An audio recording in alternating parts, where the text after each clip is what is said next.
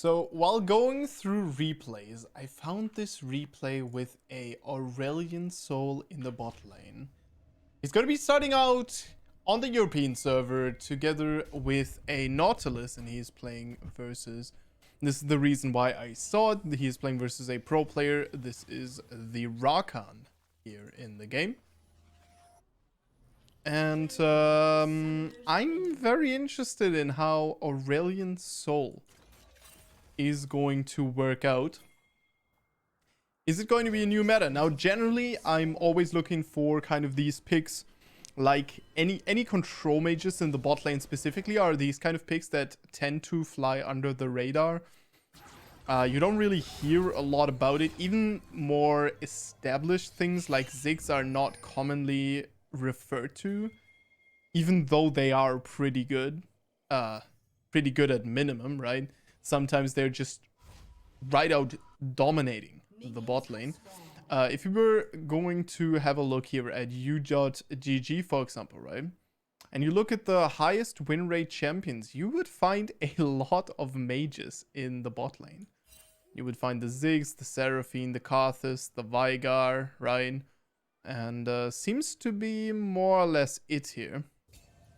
But if we even go for all of the lanes, we see a lot, right, of these mages, the Ziggs, the Seraphine, and so on. So we're gonna have a look at how exactly this plays, because of course mages are generally pretty good against AD carries just from the class typing, right? And the thing with the thing that AD carries have is they have a lot of lane pressure early on, and you find this in the solo lanes as well. But also, they tend to be very, very good with a support, because the support doesn't really have a lot of damage early on, maybe, but support doesn't really have a lot of damage. And the AD carry has a lot of damage, but not a lot of, you know, CC and crowd, any crowd control abilities. And so you have like this mix and match, right?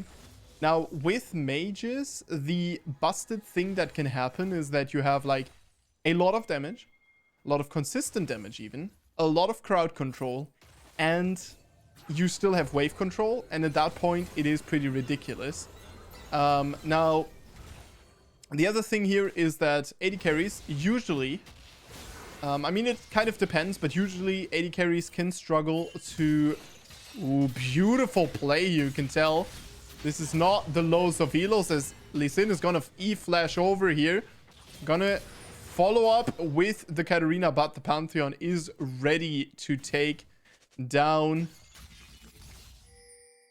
the Lee Sin here, and we are going to get out of this with quite the neutral trade here at the end. Of course, the bot lane here finding an all-in here onto the Aurelian Soul. Now Aurelian Soul is going to be rocking that teleport, which allows him to have a second health bar, something that the Zeri here cannot really afford. And this is something that, you know, AD carries, they do need a little bit more survivability than mages, who are usually capable of peeling for themselves in the later stages of the game, which then opens up, you know, something like a teleport, for example. And so, you know, it is something that is worthwhile considering. Now, the thing that I personally find a little bit questionable about Aurelian Soul is usually, if you look at these mages that are successful in the bottom lane, you would have quite a bit of trading potential there. And Aurelian Soul, I mean, where he does have trading potential, he also, whenever he trades, oftentimes will miss out on some of the stacks that he could be acquiring here. And unfortunately, he will not be able to pick up the kill here onto the Lee Sin. And that is really, really rough. Lee Sin staying alive there with just a little bit of HP. And you see that the wave control here, definitely not very good. He's getting perma-shoved in by Rakan Zeri, a lane that is not necessarily famous for their ability to shove waves. Now, again, right, if we look at champions like the Seraphine, like the Ziggs, they have a lot of control over the wave. Something that you can't say for Aurelian Soul necessarily, although he does have his own way of controlling waves, as here we are going to find the all-in onto the Aurelion Sol. Now Aurelion Sol is going to go down. Katarina now ready here, and one of the kills already goes down to the Hecarim, and then Katarina will pick up the kill onto the AD carry. Silas here with a good roam, but he is too late to really make anything happen here. So he's just going to stand down and will try to soak a little bit of XP. Don't get caught by the Nautilus hook and he'll be fine here. Absolutely not diveable here for the red team. And just to state the obvious, as now Aurelion Sol is going to make his way back into the mid lane. I've seen more than one Aurelion Sol in the bot lane. And so I kind of wanted to have a look at it. I don't really think it's that great, but I also was absolutely wrong about AD carry supports being not that great. I think they ended up being actually kind of busted, and I was a big naysayer of that for a long time until I realized just how much ward control and how much ability to influence the lane you have. Silas is going to find the trade here at least, and that is the double kill here going down to the Lee Sin as well. A triple kill here required by the blue team, and I can't help but notice a Seraphine would have done a lot better here. Seraphine, of course, has quite a bit of synergy together with the CC, right? And just generally with having like a second champion around. Silas now could be in a bit of trouble. We're going to see if Nautilus is able to connect here. Nautilus not able to follow up. Katarina can't go too deep here. Can be caught out by the Lee Sin. Heavily punished for some greed. And she does a very good job at not doing so. Now, the reason I wanted to have a look at it. And we fly away. We kind of deal a lot of damage here to the... I think this... I don't know. I think this could have been a one all-in, no? But now it's going to be very rough with the Rakan. Of course, blocking out like all of the damage here from the Aurelion Sol. Aurelion Sol is going to get caught and die immediately, blown up. And the thing is, right, that there are a couple of pros and cons. I've tried to outline a lot of them, but if we really go through it, Aurelion Sol doesn't have the strong wave clear. That's something like the Ziggs, like the Seraphine have.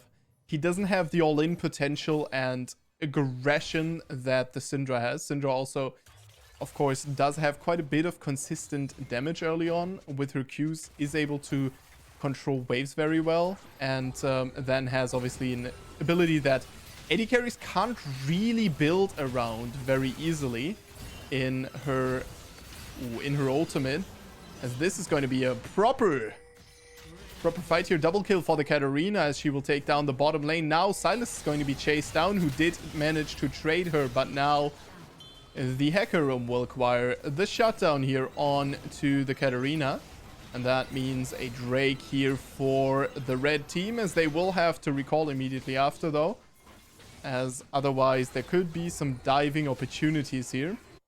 So far we've had a couple of roams, but not too much impact here by the Shen nor the Pantheon. We're going to see if that continues. Not too much impact onto the bottom lane, I would say. And Aurelion Sol, I mean, he's like the classic Veigar type champion who is just able to macro up and get stronger and stronger and stronger and stronger and stronger.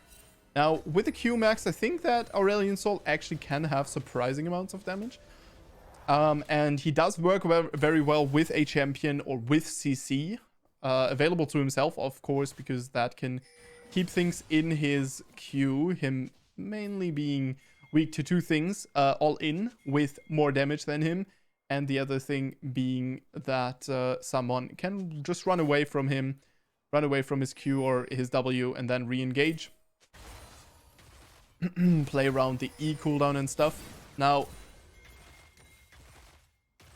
I think the all-in potential here is definitely given by the Zeri and Rakan bot lane, as now there's going to be even more scrapping here. Lee Sin's going to find a double kill with the kill on the Katarina, finishing off the double kill. Hecarim is going to be leaving the base here. Probably not going to be able to defend the mid lane plating. However, the Herald is a big question mark. Okay, I think the Herald probably going to go down here to the Lee Sin, because at this point I don't think that Hecarim would care about it too much, as in the bot lane we are scrapping pretty hard, and that is going to be a kill onto the Zeri here acquired by the Aurelion Sol. And we're going to actually go back and look at how all of that transpired, as the Aurelion Sol will drop a bubble zoning out the Zeri. And this is what I was talking about, just the incredible obscene value of that ultimate combo here of the both of the bot laners. Rakan gonna try to trade back one kill, but Nautilus will stay alive barely. Absolutely barely here. Billy Butcher 0. Definitely not the real Billy Butcher. Billy Butcher, I think, was the idea of Mickey X, one of the G2 members. They all went for the Billy Butcher type of theme, as Katarina is going to help the Pantheon pick up a triple kill here. Now, with quite a bit of money to his name, he can start ulting all over, and that is pretty rough for the Shen to deal with, as obviously Shen can respond, but are you really going to be able to answer the push, the lane aggression, and then the potential roams here by the Pantheon? As Pantheon, you know, he's able to deal quite a bit of damage here in a situation where someone gets ulted by Shen. He can do quite a bit of damage. Conversely, of course, Shen ultimate, also beautiful answer to the Pantheon, because Pantheon Q does have a execute, and Pantheon is a very, very, very close champion when it comes to the burst window, right? Just a little bit more HP, and all of a sudden Pantheon can't do too well. In lane, of course, that is a totally different story, but he doesn't usually overkill targets in one kill rotation.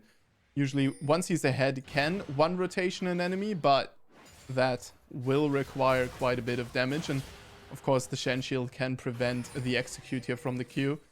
As Shen, though, can't ult himself, and now he is in quite a bit of trouble. Of course, Shen still does have a couple of options. The Shen ultimate is going to come out here, and that is a shutdown, a double kill here over to the Shen, as Pantheon is going to start dealing quite a bit of damage here to the tower. Hecarim now going to join him in the top side of the map, but is just going to clear out the wave, not give those extra resistances to the tower, as the bottom lane tower will be charged down by the Herald here, and Zeri left alone with the tower is probably not going to acquire the full kill here onto the tower. Definitely not going to acquire it, as the Aurelion Sol is going to make it back into the lane. Zeri obviously can always just slide out of scary situations. Pantheon quite strong, but hasn't spent his money, so I don't really advise fighting this, as yeah, the red team does smell blood in the water here.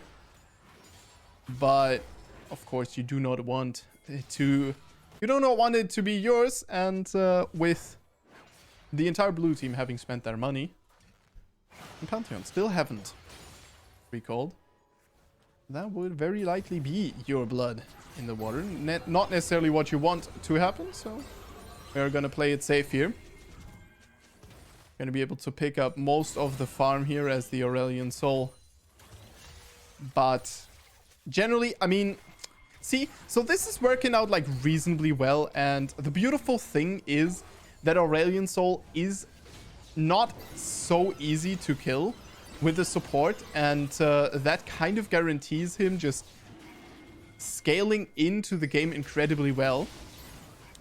Lee Sin Q is gonna connect here. Lee Sin is gonna go in, but the flip, Hecarim will win it, as a big ultimate will come out of the Aurelion here, and that is going to be quite the game swinger, as the game now dead even on kills and gold, which is very, very nice, and definitely not necessarily the situation you want to be in versus a Katarina and versus an Aurelion Sol here in the bottom lane. Although, do not get it mixed up, of course, the Zeri, quite the formidable late game champion. The question is she going to be able to do much versus the Aurelion Sol? I think that really depends on the fight-to-fight basis, but it's going to be very difficult for her with the Nautilus and the Pantheon and the Katarina diving on top of her.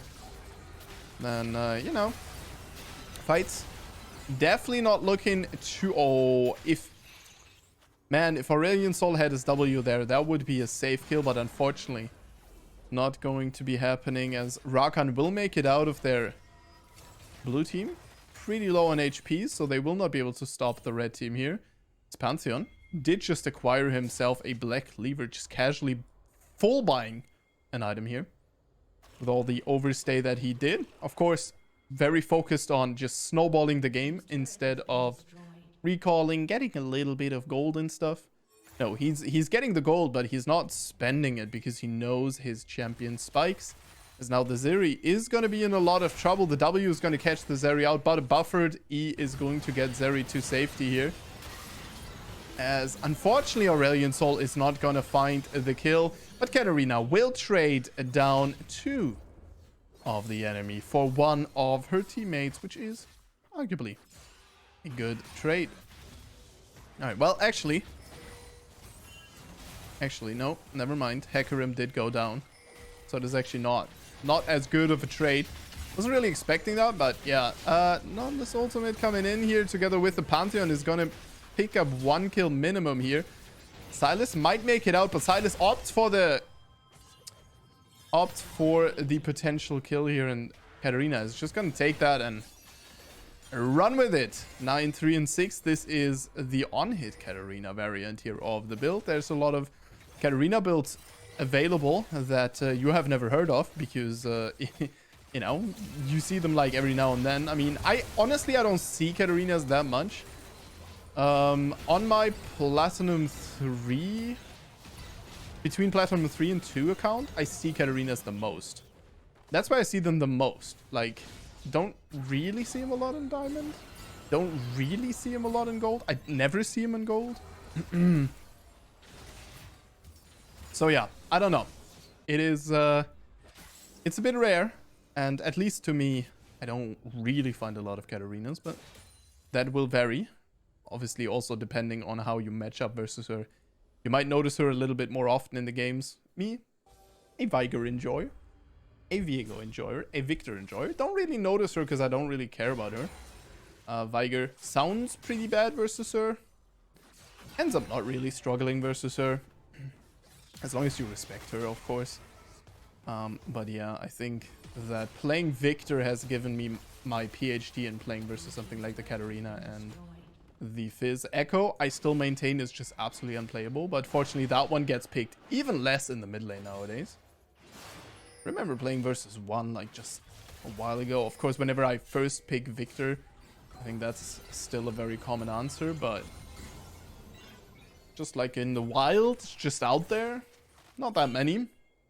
Alright, well, we were here to talk about the Mage Aurelion Sol bot lane AP carry.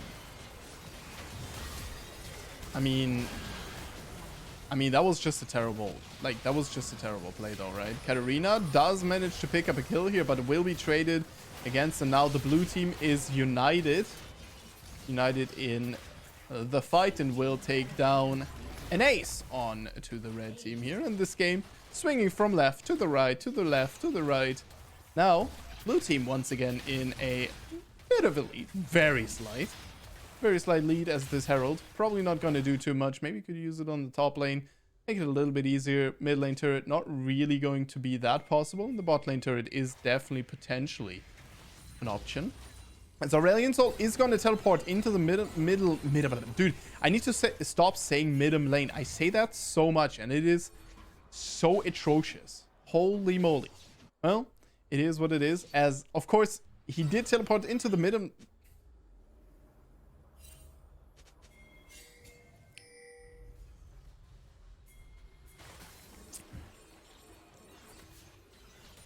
He did teleport into the middle lane here to, of course, get some control of the river as the dragon was about to come up. Now the dragon is up and the control has been established. However, the blue team making strides here and just pushing down the red team, but the defensive Katarina just being able to channel her ultimate through there, since all of the cooldowns have been used to engage, and Katarina is just absolutely melting the enemy team. I would wish to know the damage graphs of this, because that looks absolutely nasty.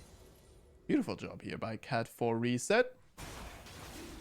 As Mr. Top Lane Matters is going to pick up the dragon here. Very beautiful job. Very focused on playing the map here. The guy not really interested in playing the top lane too much, which is something that we see from a lot of top laners. And I think that might be because top lane doesn't really matter that much. But having a second jungle, though, kind of nice. As, yeah, Katarina has the right idea here. We cannot really afford, as the Nautilus will not get out. Instead, will hook the Lee Sin in the hopes of scoring a kill here. But Katarina knows. Probably going to stay here and try to grab herself a Kraken Slayer, but she might be running into a trap here, as the Viego will not be hitting the chains and Katarina will be able to slip on out of there.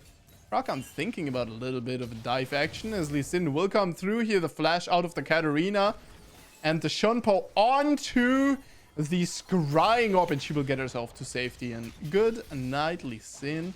You are not gonna get a kill tonight, as the Baron is traded back. Very good cross map here. A hit Q and a war top and a turret traded for a Baron. You'd like to see that. Absolutely do like to see that, as the Shen ultimate now wasted as well here, as Katarina will smell the bacon and will just get on out of there. Katarina currently not in her strongest, and a beautiful kick here is going to secure a double kill here for the blue team. That is 2 Barons down, 3 to go, as 3 are in a lot of trouble here. At least the 2 that are currently in the mid lane, they are going to be getting dove. They are going to be dove and will be taken down, as well as Hecarim is the only Baron buff wearer standing here. And that was not really what you would want your Baron buff to do for you. It's going to be hard to get any value out of this here, as of course it is in this case going to add a little bit of defensive value. Maybe the blue team would have decided to push one more turret here, but given the fact that the waves were so far away, I think that the decision remains the same. And so at the end of the day, this Baron gave us a little bit of gold, and that seems to be about it, where now the blue team in a little bit of a gold lead here, very slight as it is usual in this game. About 1k gold lead here, give or take. Not really that big of a deal, especially with those big swingers like the Katarina and like the Aurelion Sol here on the enemy team, as of course this Lee Sin is finding a lot of good kills and helping out his team accelerate here quite a bit. Aurelion Sol. Well, at this point, he's just an Aurelion Sol, right? He is level 13 to level 14 of Katarina. So definitely not going to be hitting those level 6 ultimate. But now you could argue that that doesn't really matter too much on Aurelion Sol, as he just wants to farm up and get his stacks. And I think you wouldn't be wrong. Very similar to the Seraphine, although Seraphine a little bit more helpful in nature and a little bit less of a damage carry.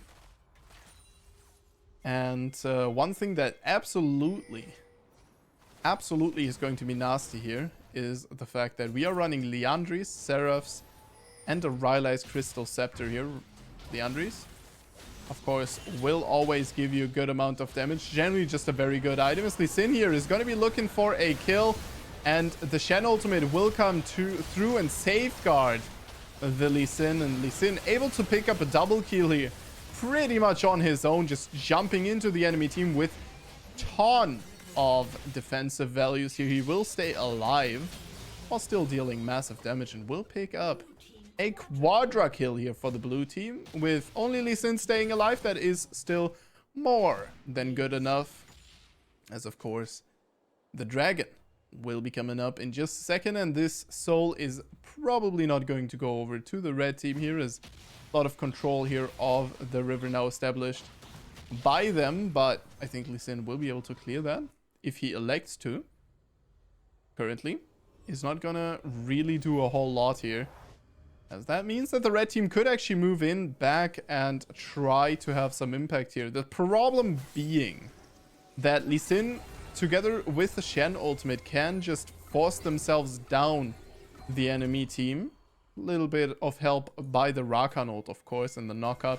Generally, Rakan being a very, very thematic pick here with the very aggressive, fast and cutthroat playstyle as more of a control comp, but generally just very all over the place here by the red team. We're gonna see if this can work out. Beautiful Katarina ult angle found here, and that is the turn that I was talking about. Unfortunately, Aurelion Sol not gonna be able to pick up another kill here to be able to fly on through and pick up even more and more and more kills.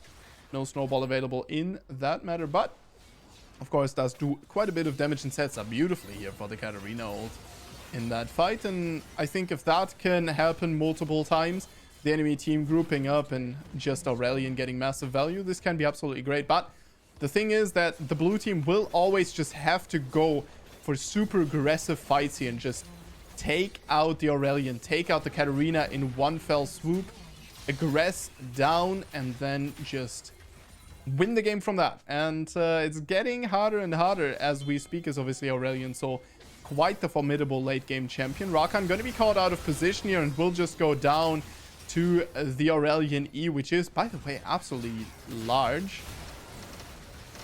As now Pantheon in a lot of trouble. The kick will come through and it will tag the Aurelion Sol. Aurelion Sol now being pushed and pressured by the Shen as well as the Lee Sin as a defensive ultimate here by the Aurelion Sol, but he's not going to get himself to safety and will make his way out of there using the Astral Flight. I was about to call it Dragon Flight, but it is absolutely not called Astral Flight, to make his way out of there. But of course will not be able to defend the mid lane here.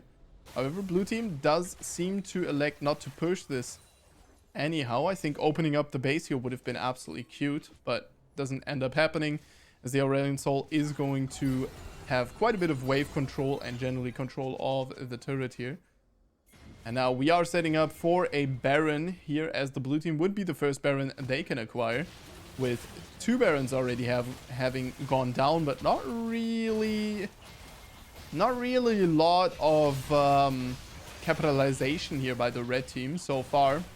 Hasn't really been able to punish so much, as now the blue team has taken down the Baron indeed, as all the members will be receiving this buff, if anyone being respawned. That means that now there is a lot of potential here for different comps, all of them kind of being inferior to just go for the throat and try to punch it out, with the Lee Sin wearing a Shen and the Rakan dashing on right behind.